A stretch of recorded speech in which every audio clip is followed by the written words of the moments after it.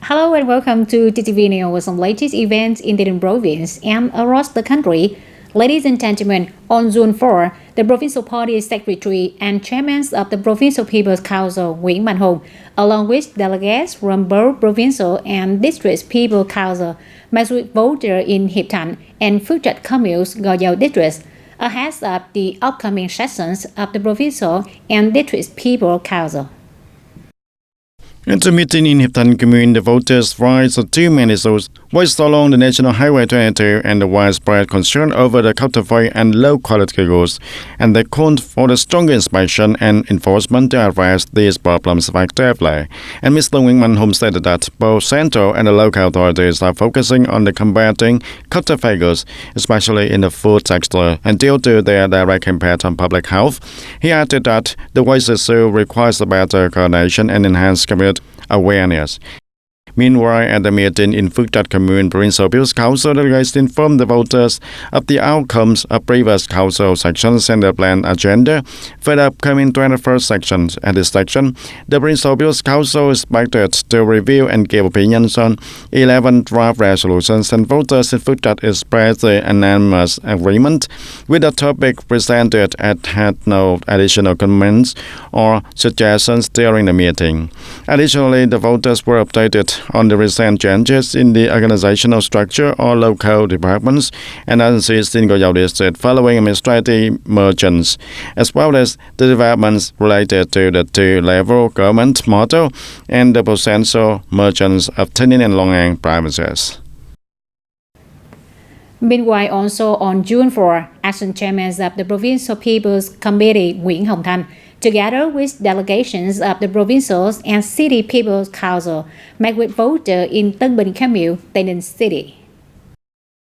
At the meeting, voters raised concerns about the drainage system installation in the area, which has not been carried out uniformly and poses safety risks for residents living nearby.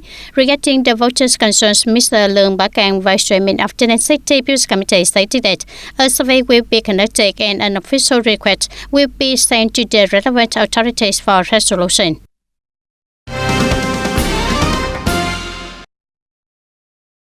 On the morning of June the 4th, Mr. Nguyễn Đại Thi, then Vice Chairwoman of Provincial People's Council, along with delegates from the Provincial People's Council and Horton Town, met with the voters in Trường Hoa Commune.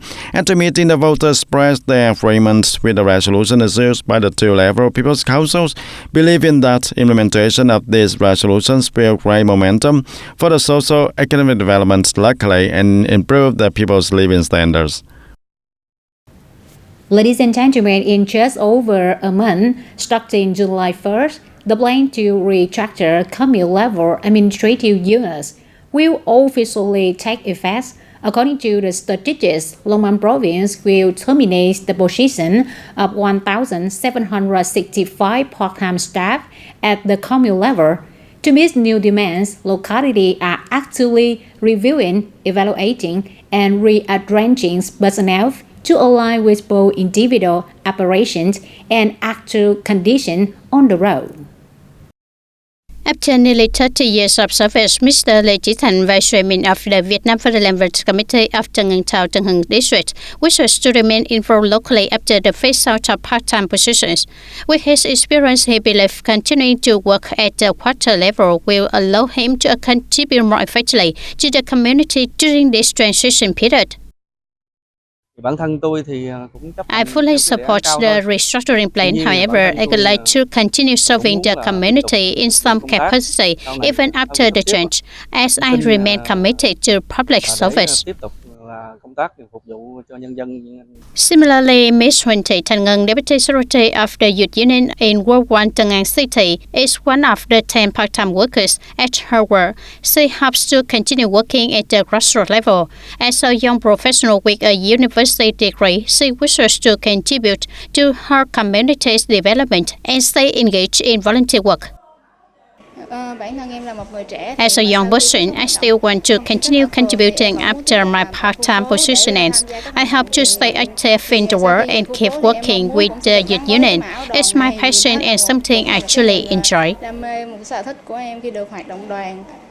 The operations of Ms. Ngân and others highlight the dedication and commitment of many part-time workers to grassroots work. A well-thought-out personnel restructuring plan will be crucial in maintaining stability and ensuring sustainable development for local administrations in the new phase.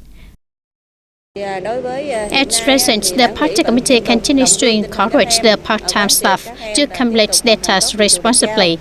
We've asked them to finalize the organization and handover of documents in preparation for the transition to the new administrative structure on June 15. Ending part-time positions is a major challenge, but it also presents an opportunity for Long An to streamline its apparatus and improve operational efficiency. For individuals like Mr. Tan and Ms. Ngân, this is more than just a career change, it's a life turning point.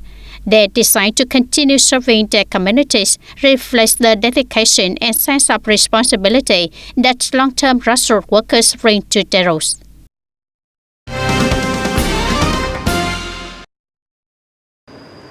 And on the same morning, Mr. Trương Nhật Quang, head of Bristol Party Committee's Internal Affairs Commission, along with the Bristol and the District People's Council delegation, held a meeting with the voters in Thanh Phước Commune of Puyao District. At the meeting, the Bristol People's Council delegates reported the outcomes of the 18, the 19, and the 20 sections of the Bristol People's Council special section and announced the planned agenda for the 21st section, the mid-year regular sections. The District People's Council delegates reported the results of 11 and the 12 sections of the District People's Council special section and announced the planned agenda for the 13th section. And they also shared its responses to voter opinions from the previous meeting. The voters in Thanh Phước Commune expressed a strong agreement with the content presented and raised no comments or requests during the meeting.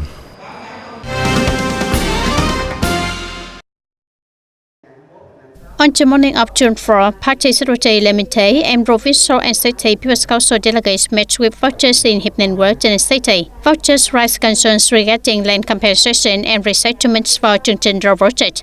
They also proposed allocating more land to upgrade Hiệp Ninh Kindergarten to level 1 standards and improve school facility to enhance teaching and learning quality. The delegation responded that after administrative reorganization, land-related documents for the kindergarten will be handed over to the new administrative units for prompt action. Additionally, resettlement plans for affected households have been arranged at 3 locations with adequate technical infrastructure. Ladies and gentlemen, on June 3rd, a policy dialogue seminar titled Orientation and Solution for High and Sustainable Economic Growth Toward 2045 took place. The events were co-organized by the National Economic University and the Central Committee for Policy and Strategies, a means to comprehensively assess the bottlenecks in Vietnam economic growth and propose strategic direction and breakthrough solution. The speaker at the seminar emphasized that in a volatile global context, Vietnam is targeting a GDP growth rate of 8% or more this year, and with a long-term goal of becoming a high-income country by 2045. And to achieve this, experts underscored the necessity of restructuring the economy and advancing the science and technology. Maintaining the current growth momentum is already challenging. To achieve even higher growth, breakthroughs are essential, and these breakthroughs involve not only improving the traditional growth drivers, such as public investment and consumption, but also identifying new sources of growth. The new growth drivers are clearly outlined in the Resolution number 57 and other regulations. One of the fundamental sources is improving the labor productivity through the application of science and technology and digital transformation across sectors. And this not only creates the new growth spaces, but also significantly enhances resource utilization and labor productivity. Another crucial and sustainable driver is institutional reform, and it is the area we must consistently maintain and improve over time. In addition, experts argue that to meet the growth targets for 2025 and the years to come, addressing institutional bottlenecks requires breakthrough reforms and ensuring the effectiveness of policies during implementation. At present, we often stop at the issuing major policy directions, but the real challenge lies in the implementation. A persistent weakness in Vietnam has been policy execution while the directions are sound. They often lack close oversight, and good policies can only be effective if they are implemented properly.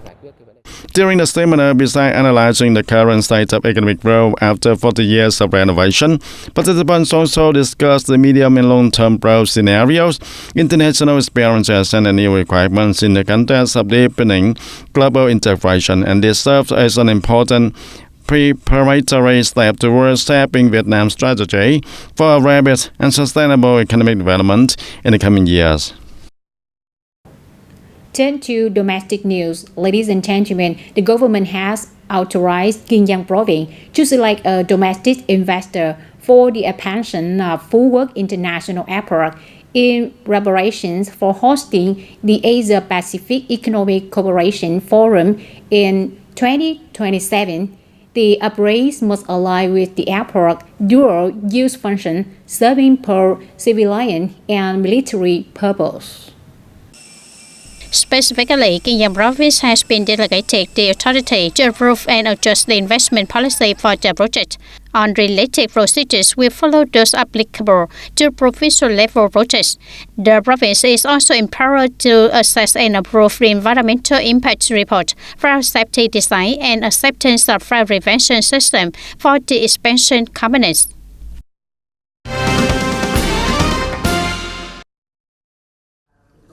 And recently, at a meeting receiving the socio-economic situation in May and planning for June, the chairman of Ho Chi Minh City Business Committee, Nguyễn Văn Được, directed a focused and coordinated effort to remove the bottlenecks and accelerate the disbursement of public investment. It aims to decisively improve the investment disbursement, creating a strong momentum for economic growth. And so far, Ho Chi Minh City has disbursed over 8,700 billion Vietnam dong and reaching only 10.2% over the total planned public investment capital for 2025.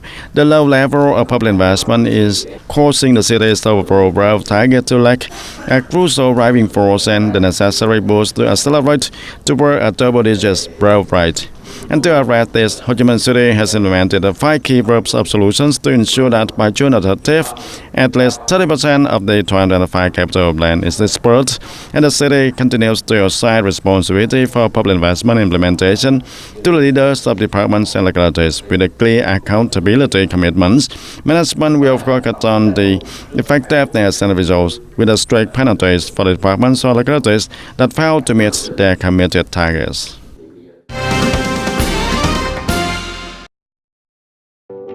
The digital travel platform Agoda has just introduced 5 cycling destinations across Asia that offer unique experiences for travelers. Accordingly, Hội An Vietnam was selected as one of the 5 top recycling destinations alongside Hokkaido, Japan, Luang Prabang, Laos, Sun Moon Lake, Taiwan, China, and Sukhothai, Thailand. According to the World Health Organization, regular recycling can reduce the risk of cardiovascular diseases, stroke, diabetes, and cancer. Cycling not only helps improve physical fitness and mental relaxation, but also contributes positively to environmental and climate protection. The audience minimum localizations rate of 40% in key public investment projects, such as the North-South high-speed railways, is considered by major corporations and enterprises as a strategic goal. It not only reduces dependence on foreign countries, but also fosters the growth of domestic business and contributes to the sustainable development of the national economy. Citing the example that thousands of Vietnamese railway and construction workers could be left unemployed if locomotives, train cars, and routes for the high-speed railway are unimported, a representative from a major corporation emphasized that while developing the domestic railway industry may be difficult at first, it will yield long-term benefits. Achieving these outcomes requires stronger cooperation among local businesses. take the high-speed railway as an example. This is a once-in-a-thousand-year opportunity. If we simply want to build a railway, we could call for international bus and beaten with it. But if we want to reserve the railway industry for hundreds of thousands of people and for generations to come, then we must protect domestic production. Public investment projects like the high-speed railway must include at least 70% domestically produced components. Handing over the entire project to foreign contractors may result in faster progress, but it could also leave tens of thousands of Vietnamese workers in the railway and construction sectors jobless, gradually eroding the country's internal capacity. If the government places its trust in us, it can assign us major infrastructure projects, whether in digital or transport infrastructure. I believe major Vietnamese enterprises like Hoa Phac, Vingroup, Taco, and tech companies are fully capable, and am confident the results would be far better than outsourcing everything to foreign contractors. What we need is a source of inspiration for Vietnamese enterprises to renew themselves and rise to global levels. When there is strong cooperation forming the backbone of Vietnam's production chains, only then can our enterprise sector truly grow. Experts assess that for projects of national importance, the state should maintain a leading role. However, the state's role should primarily be in regulation and oversight, while domestic private enterprises should be prioritized and facilitated to pursue it. This is the only way local businesses can develop and drive long-term sustainable growth. That's all for today, TTV News. Thank you for being with us, and goodbye for now.